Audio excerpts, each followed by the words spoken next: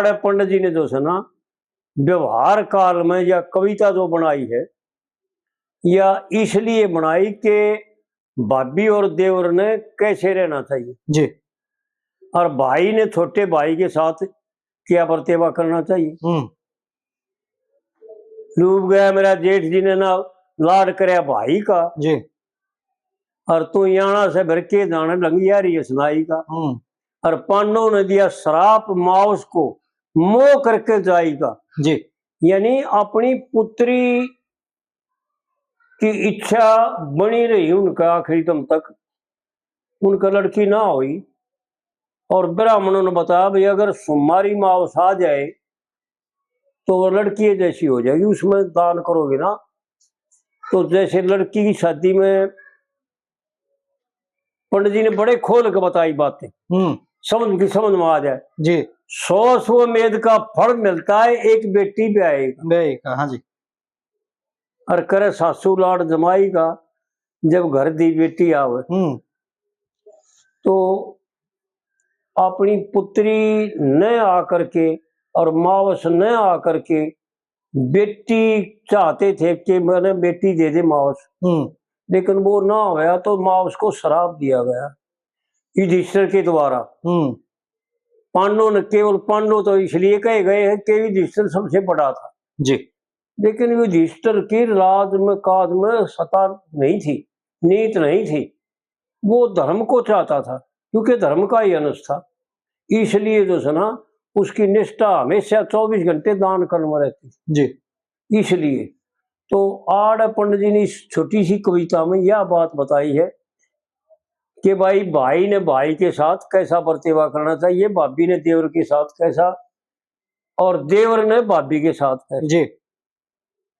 अरे वीर के गुलाम घना मत बोल रहे, मने घना दुख से पानी के नाटे का, मैं के पीऊ था उसके बाटे का, और यो से कड़ कांटे का काम।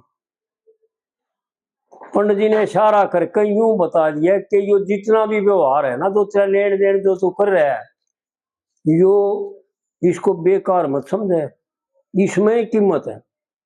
इसी से तो तेरा सुख कल्याण होना है, इसी से तूने सुखी होना है, और इसी से तू दुखी होना है। इसी से तो तू निरोग होगा और इसी से तेरे बीमारियां होंगी। यो जो तू व्यवहार कर रहा है ना, जैसे तू खा रहा है, उस खाने से तेरे बीमारी लगेगी, उस खाने से तेरे निरोगता होगी। खाते आना तेरे क्या भाव है और किस तरह का खाना है, कहां से तू उसको ले आया, कितना पवित्र है कहे पवित्र है। जैसे शराब पी करके जो खाना खाता है वो अनाप शनाप खाना खागा और ना वो खाना पवित्र होगा जी, तो बीमारियों का घर बनेगा। और जो सात्विक देवताओं का भोग लगा करके और भगवान का भोग लगा करके भगवान का अर्पण करके और दान करके न अतिथि और गौ आदि को दे करके और फिर जो भोजन करेगा वो अमृत का काम करेगा, ऐसा शास्त्रों का मत है जी। तो आड़ यूं बता रहे हैं, घना दुख से पानी के नाटे का, मैं के पीऊं था उसके बाटे का, और यो से कड़ कांटे का काम, भाई घाट मत तोड़ ले।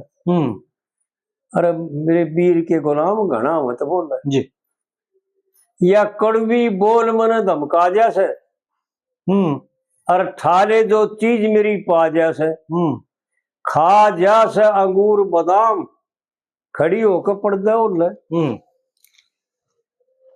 यानी मजाक समझते हैं हम भैया अभी की बात है, लेकिन यूं बता रहा कि औरत ने और मर्द ने कहाँ तक बैठ के खाना चाहिए, ये शास्त्रों में लिखा है। जी, जी। और किस तरह पानी पीना चाहिए, कौन सी जगह बैठ करके पीना चाहिए, खड़ा होकर के पीना चाहिए, तो खड़ा होने में पीने से क्या नुकसान होगा। मैंने कई वो थोड़ी मंदिर में पूछा दादा मैं भागू हूं ना, वो भागे भुगे मेहनत करे वो मेरे गोड्या में दर्द हो जाए, तुम न्यू बताओ पानी खड़ी खड़ी पिया करो, अगानी में पिया करा। मैं बावड़ी बेटी और थारे गोड्या में ना दर्द होगा तो दादा गोड्या में दर्द होगा। जब तुम पानी ये हाथ दे रखे भगवान ने, न्यू करके भी ना पियो, तब न्यू बेल में गेरो, जो बेल में पानी चल रहा दिया करे ना, गेर दिया करे, न्यू तुम गेर के पियो, और खड़ी खड़ी हूं पियो। खड़िया होकर पानी पीने से गोड्या में दर्द होता है जी, ऐसा शास्त्रों का मत है। तो इस प्रकार से जो है ना, ये बातें खाना भी कहाँ बैठ करके और कितना यानी लिमिटेड और किस प्रकार से और कितनी जुबाड़ी मार करके यानी चकल करके खाना चाहिए, ये सारी बातें शास्त्रों में लिखी हुई। लेकिन आज के इस जमाने में इतनी मदबुद्धि होगी कि वो शास्त्रों को तो मानते नहीं, जानते नहीं, पढ़ने की तो दूर बात रही, उनको सबको बेकार बताओ जी, क्योंकि खाम खा बकवास कुछ नहीं। भाई फिर तू जो जाने हुआ वो बात तो सही है, तू फिर दुख पा ले भाई। महाराज क्यों बिगड़े रहा, हमने जो करना हो करना है, पर तेरी मर्जी भाई, मानना तेरी मर्जी, ना मानना तेरी मर्जी।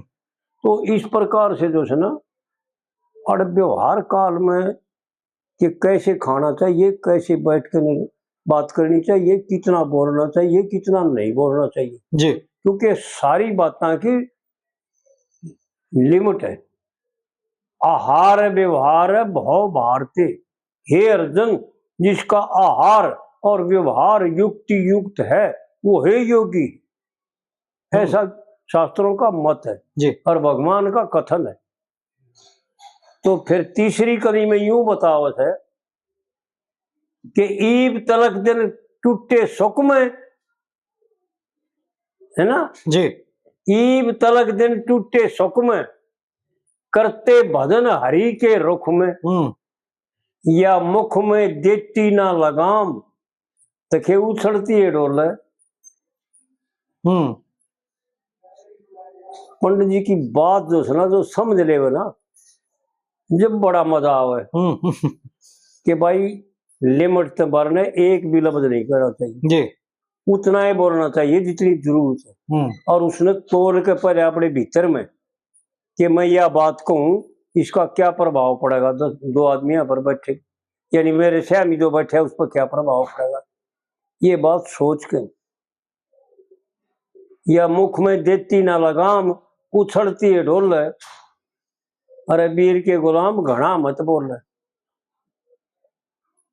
फिर चौथी कली में पंडित जी ने बतावे है, कह लक्ष्मी चंद बात टाल जा, या पानी में आग बाढ़ जाए, ऐसा है ना जी, कह लक्ष्मी चंद बात टाल जा, या पानी में आग बाढ़ जा जी।